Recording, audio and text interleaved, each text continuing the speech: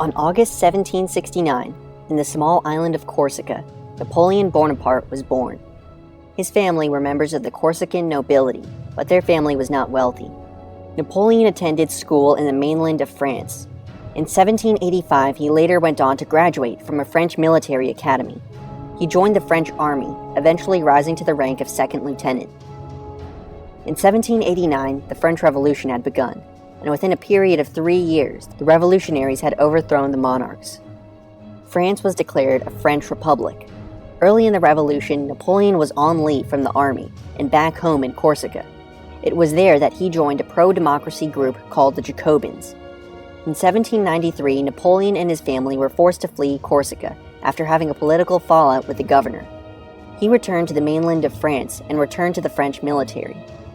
During this period of time, Napoleon befriended a man named Augustin Robespierre, the brother of the infamous Maximilien Robespierre. Maximilien Robespierre was a Jacobin who was instrumental in the Reign of Terror.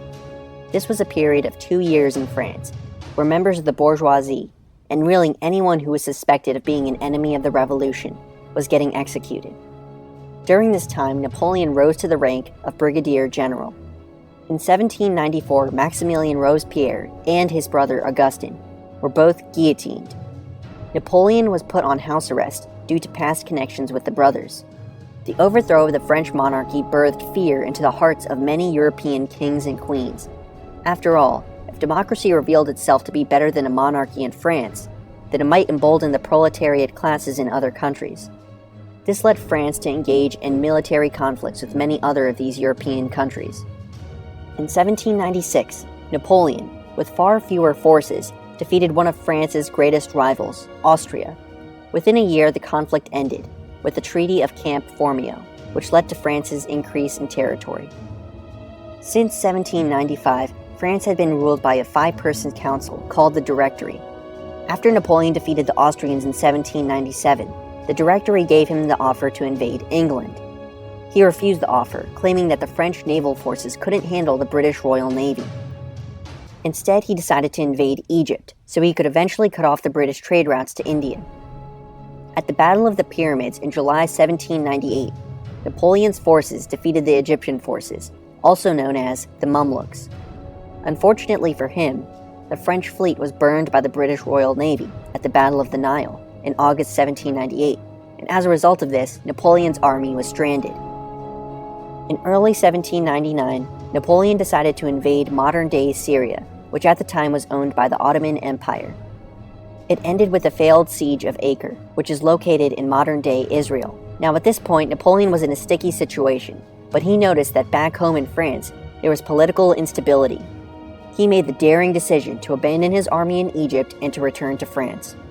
The Directory had grown unpopular, and in 1799, Napoleon, along with others, staged a coup, which became known as the Coup of 18 Brumaire.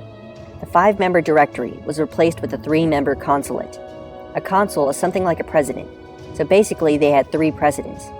Napoleon, however, became the first consul, meaning that it was at this point that Napoleon was the most powerful political figure in all of France. In June of 1800, Napoleon once again defeated the Austrians at the Battle of Marengo. This victory helped secure his position as the first consul. In 1802, the British signed the Treaty of Amiens with France. This led to a period of peace between the two countries for about a year. Napoleon realized that France had gone through many revolutions and much political turmoil in the past century.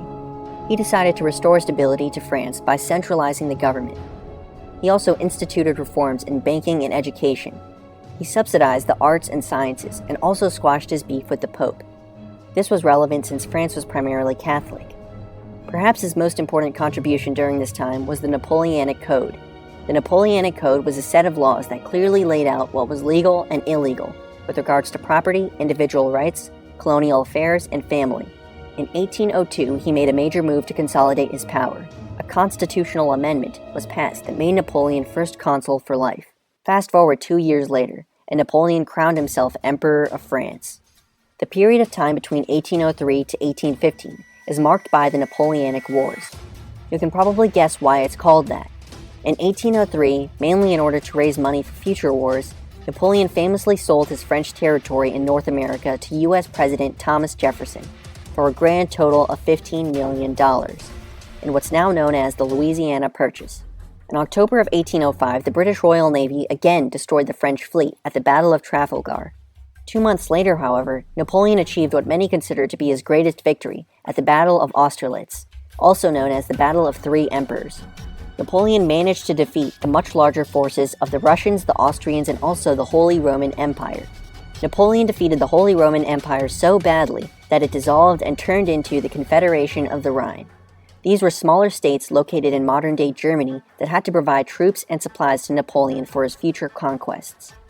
This region also served as a buffer from two of France's greatest enemies to the east, the Austrians and the Prussians. Napoleon had been screwed over by the British on several occasions, and he knew from a very young age that a direct confrontation with the British Royal Navy would surely lead to defeat. Napoleon decided that it was time for a new tactic, so he devised the Continental System. This was a large-scale economic attack on the British. Basically, allies of France, and even those that were neutral in the British-French conflict, were not to trade with the British. In 1807, Napoleon dealt a severe blow to the Russians at Friedland, Prussia. It was so bad that the Russian monarch Alexander I was forced to sign a peace agreement called the Treaty of Tilsit. In 1809, Napoleon defeated the Austrians again at the Battle of Wagram. Once again, he increased the size of the French Empire. Now let's discuss the downfall of Napoleon. In case you forgot, Napoleon instituted the Continental System in order to put economic pressure on the British. The Continental System forbid French allies and even neutrals from trading with the British. In 1810, the Russians pulled out of the Continental System. This enraged Napoleon, and in the summer of 1812, he decided to invade Russia. Many believe this decision was the beginning of the end for the emperor. Every time the French got to a city, it was already evacuated. Not only that, but they would set fires across the cities to burn the resources within that city. This tactic is known as a scorched earth policy. The French were forced to dive deeper and deeper into the harsh, cold Russian lands, but they were not prepared for such a long campaign. In September of 1812, the French engaged the British in the Battle of Borodino, in which both sides suffered great casualties.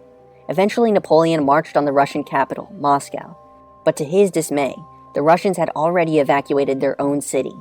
Napoleon waited for a whole month for the Russians to surrender, but they didn't. He realized he didn't have the resources to withstand the deadly Russian winter, so he began to retreat from Moscow on a horrible journey. The French had around 600,000 troops at the beginning of this terrible trek, but by the end of this journey, only 100,000 had survived. While Napoleon was suffering defeat at the hands of the Russians, the Spanish, Portuguese, and British teamed up to drive French forces out of the Iberian Peninsula. In 1813, in the Battle of Leipzig, also known as the Battle of Nations, Prussian, Swedish, Austrian, and Russian forces teamed up to defeat Napoleon. He was forced to retreat to France, and in March 1814, this coalition of forces captured the capital of France, Paris.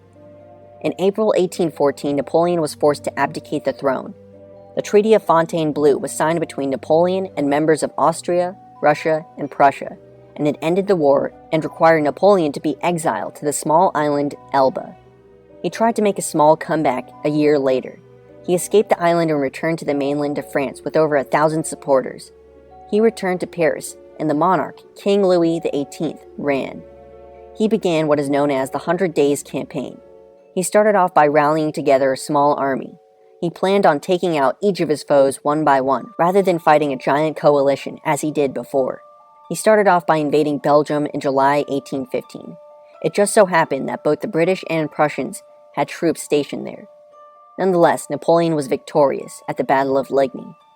His success, however, did not last long. 2 days later, at the Battle of Waterloo, the British and Prussians destroyed his army. Once again, Napoleon was forced to give up his power. This time, he was exiled to the British-controlled island, St. Helena. He remained there for 5 years, and he eventually died from health issues. He's encrypted in a tomb in Paris. Although Napoleon identified as a child of the Enlightenment, he did several things that contradicted Enlightenment values. He re-established slavery in Haiti, which was a French colony during his reign. During his time as emperor, he re-established an aristocracy and handed out titles of nobility to friends and followers. And perhaps the most obvious example of hypocrisy, he was a dictator. In 1799, during Napoleon's military campaign in Egypt, a French soldier, discovered the Rosetta Stone. This artifact allowed us to discover the meaning behind many Egyptian hieroglyphics. No one understood the meaning of this language for close to 2,000 years.